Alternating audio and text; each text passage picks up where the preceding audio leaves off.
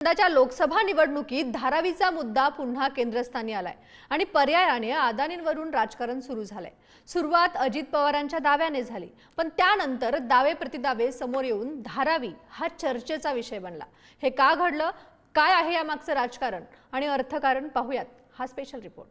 नरेंद्र मोदी, अमित शाह, धारावी की जमीन महाराष्ट्र के गरीब लोगों की जमीन, 1 लाख करोड़ रुपए की जमीन अपने मित्र गौतम अदानी को देना चाहते थे। इसीलिए महाराष्ट्र की सरकार आपके हाथों से चोरी की गई है। राहुल गांधींनी अमरावतीतल्या सभेत हा गंभीर आरोप केला, पण हा आरोप आणि त्यातला धारावी आणि अदानींचा मुद्दा काही नवा नाही। या निवडणुकीत धारावी आणि अदानींचा मुद्दा चांगलाच गाजतोय। याच मुद्द्यावरून विधानसभा प्रचाराच्या रणधुमाळीत राहुल गांधी विरुद्ध देवेंद्र फडणवीस यांच्यात आरोप प्रत्यारोप सुरू झालेत। जिस मीटिंग में अदानी जी बैठे थे, अमित शाह जी बैठे थे, जो सरकार चोरी करने की मीटिंग थी, जिस मीटिंग में निर्णय लिया गया था कि एमएलएस को खरीदा जाएगा, करोड़ों रुपए के लिए खरीदा जाएगा। पहिल्यांदा तर राहुल गांधी हे गरीब विरोधी आहेत। त्यांना धारावीतल्या गरीबाला कधीच घर मिळू द्यायचं नाही। त्यामुळे राजीव गांधींनी धारावीबद्दल घोषणा केली होती, त्यानंतर 25 वर्ष त्यांचं सरकार होतं। फुटक्या कवडीचं काम त्या ठिकाणी ते करू शकले नाहीत। दुसरीकडे राज ठाकरेंनी सुद्धा 3 दिवसांपूर्वीच वरळीतल्या सभेत यावर भाष्य केलं होतं। आदित्य ठाकरेंनी धारावीवरून वारंवार अदानींना टार्गेट केलंय। धारावीतले 540 एकर आणि इतर मुंबईतले 540 एकर घेऊन टाकतात कोणाच्या घशामध्ये? अदानी। तुम्ही ठरवायचं आहे, ही मुंबई ही तुमची आमची मुंबईकरांची राहणार आहे की अदानीची राहणार आहे? धारावीचा विकास, अनेक जे विकास सुरू आहेत, आज धारावीच्या विकासाला उद्धव ठाकरे विरोध करतायत। याच्या मागे देखील आर्थिक राजकारणच आहे। हे साधं सुद्धा नाही आहे, उगाच काहीतरी विरोध करायचा म्हणून विरोध नाही येतो।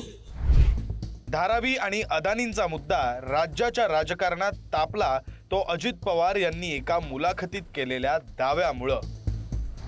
अदानींसोबत बैठक, काय म्हणाले अजित पवार?